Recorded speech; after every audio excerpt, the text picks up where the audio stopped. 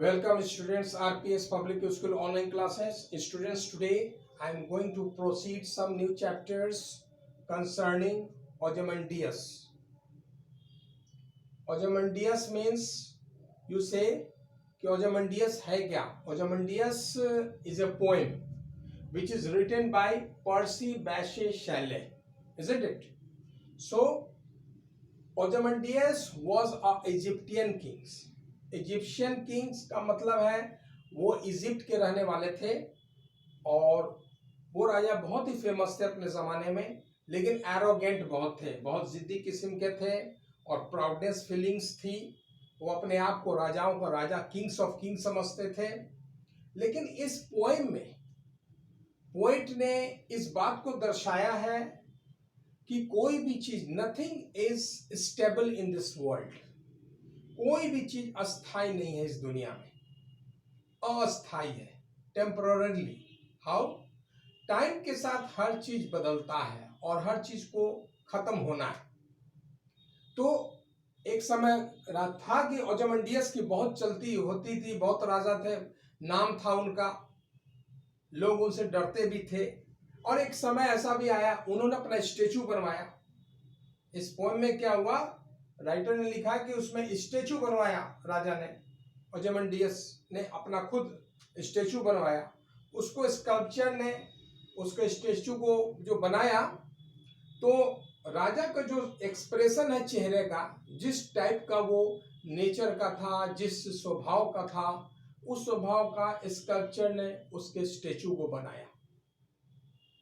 लेकिन राजा के डेथ करने के बाद, when the time passes out, what happens? His statue was badly scattered. राजा का जो स्टेचू था ओजामंडियस का, वो रेगिस्तानी एरिया में गिरा पड़ा था। यानी कि कैसे हुआ था, राजा का जो पैर है, लेग है, वो जो पेडेस्ट्रल से सटा हुआ था, यानी खड़ा था, आधा टूटा हुआ पैर। अपर पोर्शन राजा का जो था वो नहीं मिल रहा था, नहीं था वहां। और उसका जो फेस था राजा का, वो गिरा हुआ था। आप पिक्चर में भी देखे होंगे, फेस उसका गिरा हुआ है राजा का, रेगिस्तान एरिया में। फेस का कुछ पोर्शन बालू में दबा हुआ है और कुछ पोर्शन बालू के ऊपर में है, सैंड के ऊपर में। तो इस तरह का। अब ये चीज कैसे नजर आता है, ये किसने डिस्क्राइब किया? जब नरेटर मिलता है किसी ट्रैवलर से, जो वो ट्रैवलर उस एरिया को विजिट करता है, वो ट्रैवलर जब नरेटर से मिलता है, तो ट्रैवलर नरेटर से ये बात कहता है कि मैंने एक राजा जो ओजामंडियस था, उसके स्टेचू को मैंने देखा, और किस हालत में देखा वो उसको डिस्क्राइब करता है। उसके डिस्क्रिप्शन को पोएम के जरिए उसको दिखाया गया है। ठीक है। दूसरी चीज इसमें पोएट ने यह दिखाने की कोशिश की है, राजा के स्टेचू के थ्रू वो दुनिया को यह मैसेज देना चाहता है। पोएट शेलेस ने यह देने की कोशिश की है कि दुनिया में हर चीज टेम्पोररी, परमानेंट नहीं होता है, हर चीज temporary, everything is passed out with the passing of time. So in that very scenario what happens, हर चीज बदलना है, everything is changeable according to the time. So we will have to be just think ourselves that we should not proud of our things, that I am the superman, I am the king of kings, and the time will be ever for him. Ever नहीं है, हमेशा के लिए वो नहीं है। कोई भी शक्तिशाली राजा है तो हमेशा के लिए नहीं है, कोई भी कमजोर राजा तो वो हमेशा के लिए नहीं है। हर चीज चेंजिंग होनी है। तो किसी समय में जो ओजामंडियस इतना पावरफुल राजा था, और होते हुए भी एक समय आता है कि उसके स्टेचू तक में, वो तो खुद नहीं रहता है, उसके स्टेचू तक की स्थिति यह होती है कि उसके गर्दन, उसके गले का जो ऊपर का जो धड़ के ऊपर का पोर्शन है गले का, उसका फेस जो है वो साइड पर गिरा होता है और उसका लेग जो खड़ा रहता है। और इस तरह से हम इस चीज को देखते हैं। तो इसमें क्या है, समरी देख लीजिए। Ozymandias was a famous Egyptian king. Shelley's poem Ozymandias, Shelley कौन है, राइटर है, राइटर ने शेलेस ने उसको फेमस किया, डिस्क्राइब किया कि रूइंड स्टेट, रूइंड का मतलब क्या है, रूइंड स्टेचू का मतलब होता है,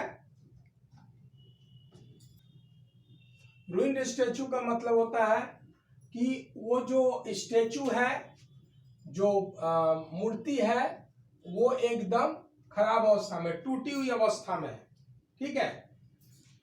तो शेले ने ओजामंडियस राजा के को डिस्क्राइब किया है एक रूइंड स्टेचू के रूप में, जो एंशिएंट किंग था, प्राचीन राजा था। और इसके जो पोइट थे, जो नरेटर ऑफ द पोएम यानी शेले ने, उसको मुलाकात होती है एक ट्रेवलर से, जो बात करता है मैसिव स्टेचू के बारे में, यानी वही राजा के ओजामंडियस जो किंग था उसके बारे में ये बात करता है। कौन, ट्रेवलर बात करता है नरेटर से, जो वो देखता है। क्या देखता है वो, विच दिया गया है राजा के लिए, किंग के लिए, ओजामंडियस के लिए, which lies shattered in the desert, जो छितराया हुआ है, गिरा हुआ है डेजर्ट में। व्हाट रिमेन्स द स्टेचू, अब यहां पर क्वेश्चन आ रहा है कि क्या रिमेन्स, क्या बचा हुआ है, आखिर मूर्ति का जो ओजामंडियस का जो स्टेचू था वो बचा हुआ क्या था, तो 2 लेग्स मात्र बचे थे उसके स्टेचू का, without an upper body, upper body का कहीं अता पता नहीं था, कोई नामो निशान नहीं था, सिर्फ 2 लेग्स उसके बचे हुए थे मूर्ति का, स्टेचू का। The shattered face of the statue, और फेस जो है स्टेचू का बिखरा हुआ था, statue is partially buried, buried means, buried means क्या होता है, दबा हुआ, बालू के अंदर दबा हुआ आधा पोर्शन। तो मात्र 2 ही चीज मिले, स्टेचू के 2 लेग्स थे और उसका फेस जो है, राजा का जो हेड होता है उसका फेस का पोर्शन जो है नीचे दबा हुआ था।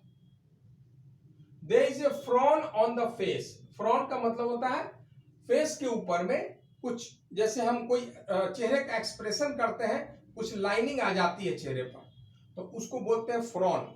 तो there is a frown on the face and the expression is called commanding, और उस चेहरे का एक्सप्रेशन कैसा था, यानी राजा का चेहरे का एक्सप्रेशन कैसा था, कमांडिंग, यानी किसी को एकदम कमांड देने के पोजीशन में, आदेश देने के पोजीशन में। और एरोगेंट का मतलब होता है जिद्दी का, है ना।